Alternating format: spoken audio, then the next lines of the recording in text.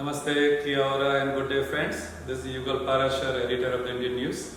Friends, we have with us today the man who created history in New Zealand by taking oath in New Zealand Parliament in Sanskrit.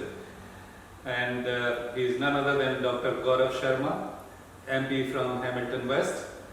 Welcome to the Indian News, Dr. Gaurav. How are you today?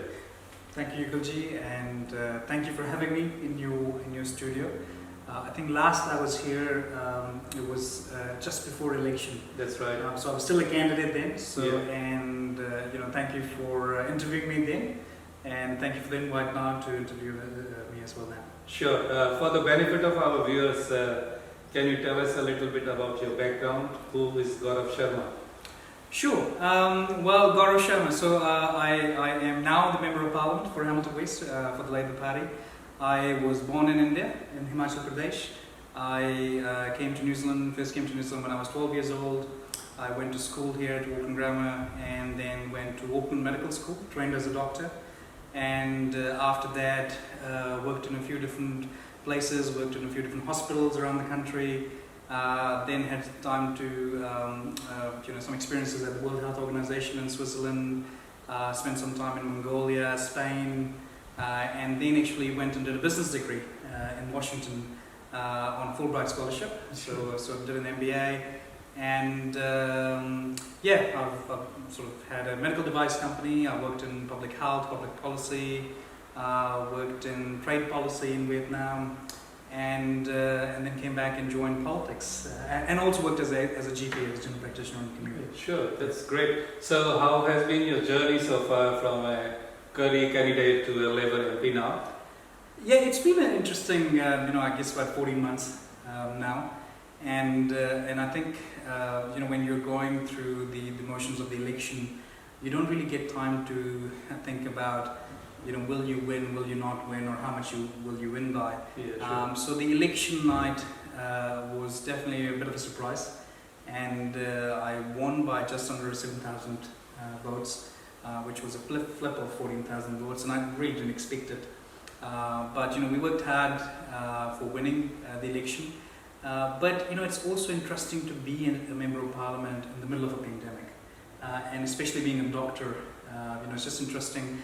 And I was thinking about it, even though I guess we're all now used to COVID in the last 2 years. I was thinking, in 10 years' time, 20 years' time, it will be interesting maybe writing a memoir about your experiences, or talking to somebody from a younger generation about what it is like to be an MP in the middle of a global pandemic. Sure. Now, Dr. Gaurav, the victory margin really shows you how popular a person you are in the community in Hamilton. But do you still get to face any sort of discrimination or indifferent behavior even after becoming an MP, like many other migrants in this country? Yes, look, and last time we did this interview when I was a candidate, and we openly talked about racism. And I think that's something we all face. Yeah. I'm sure you've faced it. The person behind the camera's faced it. And I don't think when you sort of achieve a higher office of any kind that it changes. Yeah. And I'm sure it's the same with you. You're editor of a big newspaper. Yeah. But it doesn't mean that somebody wouldn't discriminate against you just because you've achieved something. Still see it, and sometimes probably see it more because you have been elected, and people didn't expect you to get elected. Yeah. Exactly.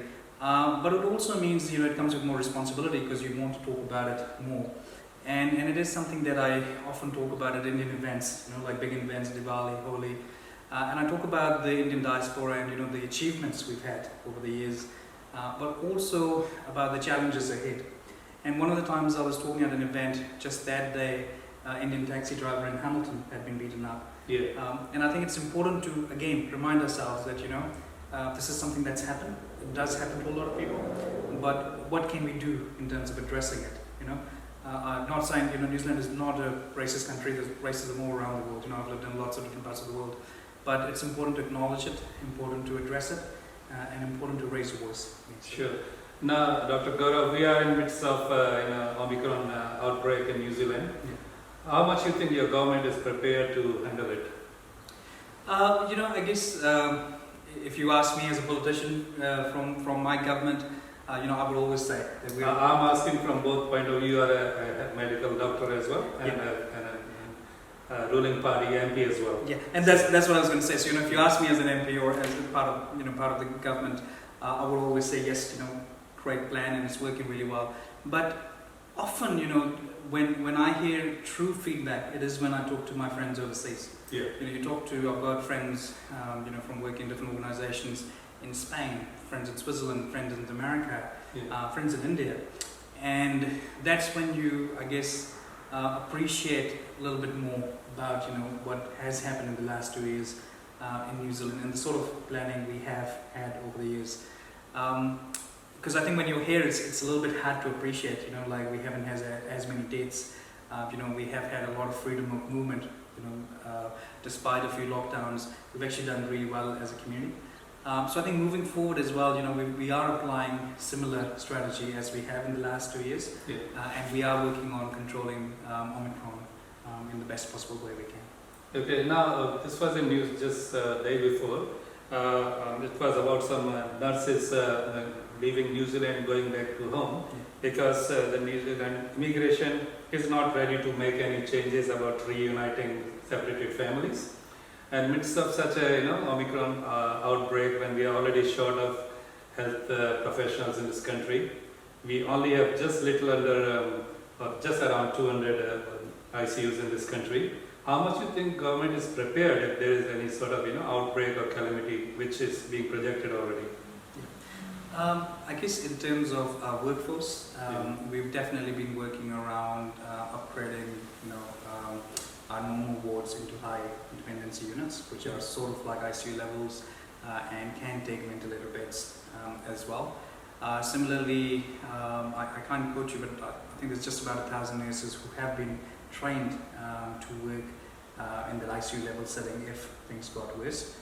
So there has been a lot of workforce training, just waiting for, initially for Delta to get worse, and then obviously now for Omicron to get worse.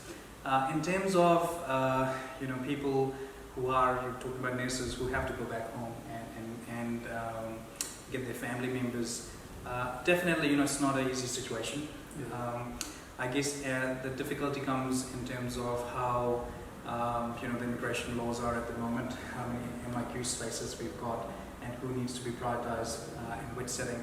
But in the last 2 years, the government has been reviewing all immigration matters. Yeah, that leads me to my next question. Why do you think the New Zealand immigration is so rigid about their policies, even at the cost of country's economy or losing skilled migrants to some other countries? I guess, immigration, if you look back, I guess it depends on when you ask that question. When probably you came or, I came to New Zealand, immigration policies were obviously different. I think in the last few years, a lot of it has been defined by COVID. Yeah. That's sort of become a bit of a defining factor, not just in New Zealand, but in other countries as well, because at the end of the day, it is about, how many people are coming through, how COVID is being managed, and that sort of, become a bit of the hallmark. That's something that we've had to manage. Yeah. But in terms of immigration, as you see now, a lot of, the 160,000 visas have now been opened up for residencies as well. People are now eligible to do that. And that's all based on the review that has happened around these policies. I would want to give you a personal example. There's a very close contact of mine who has been in this country, a citizen here. He has been in the country for 15 plus years, and because of the changes in the parent category visa and government not opening it yet, due to whatever reason, the people who have been in the country, who are citizens here, they are professionals. They've decided to wind up from here just 2 weeks ago, and they are just migrating from New Zealand to some other country. Do you think it's anything good happening in this country? They are worth around maybe 10 million plus here. No, and I guess that is unfortunate because, at the end of the day, if people have invested their time here, you obviously want to keep them here. And I do appreciate that, I think a lot of people are anxious about their parents being overseas or their grandparents being overseas and how to bring them here. Again, before COVID, a lot of those policies, a lot of those visa categories were open. Yeah. And the last government changed it, just a few years before COVID. And again, that COVID has unfortunately limited that space in terms of how many people can come in and who can be prioritized over others. But that's not to say that people are sort of separated from their families and would like their families to come in here, and I completely appreciate that. And as a health professional, you are a doctor. Do you think this MIQ has still any relevance despite of all the restriction? All the variants of corona have already reached New Zealand. So what purpose the MIQ serve? No, look, definitely MIQ I think has done a great service to the country in the last 2 years. Yeah. Because if you look at a lot of other countries, as I said, I've had friends who've lost their parents, who've lost their family members. A couple of my volunteers in Hamilton lost their parents overseas because of COVID. So I think it definitely makes sense to have a system where the entry is obviously managed and controlled. Are changes required? Is it a perfect system? No. And every day they are slowly working on changing that based on feedback. There is definitely limitation based on capacity. It's capacity in terms of how many hotel rooms are there, capacity based on how many nurses are there, how many doctors are there, all that support service around it. And that's why, based on evidence, government has sort of changed it from 14 days to 10 days, and again trying to decrease it further and people being able to do home isolation. But all of that is part of a phased process based on how Delta behaves, how Omicron behaves, and how we're able to keep the COVID out of the community. Sure. Now, don't you think your government has been very slow in taking decisions? Like we know the world is moving so fast. 10 countries, including England, Japan, Singapore, and they all, abolished the quarantine. There's no restrictions or anything. Not even the masks are mandatory. So, when do you think your government will be following this path? Yeah, no, look, I wouldn't say that. I think one of the best things about New Zealand has been that we've been able to follow other countries and observe what they've been doing. Yeah. To give you a couple of examples, when that flight to India was initially cancelled from New Zealand, as an MP, I received a lot of correspondence from people saying, there's no cases in India, nothing's happening. But from the moment that it was stopped, a few weeks after, we saw a massive rise because the government of New Zealand was closely following what was happening in India. Similarly, I'll give you an example. In Ireland, for example, they had really high vaccination rates, and people were suddenly, the lockdowns came off, and people were allowed to mix and mingle, and suddenly the cases went up again. So in all these instances, I feel like, especially in New Zealand, what we are able to observe is because, for example, it's winter there at the moment in the Northern Hemisphere, New Zealand government is able to see how Omicron behaves in that setting in the Northern Hemisphere. So, you've talked about a few countries who've opened up their borders, but the government is closely managing it. We can't follow suit in 1 week, 2 week, 3 week time. We do have to see how these countries are behaving. And look at some of these countries, that you mentioned who did really well, and when they flipped around because people were sick of staying home, or whether they had increased their vaccination rate, suddenly the case number has increased quite a lot.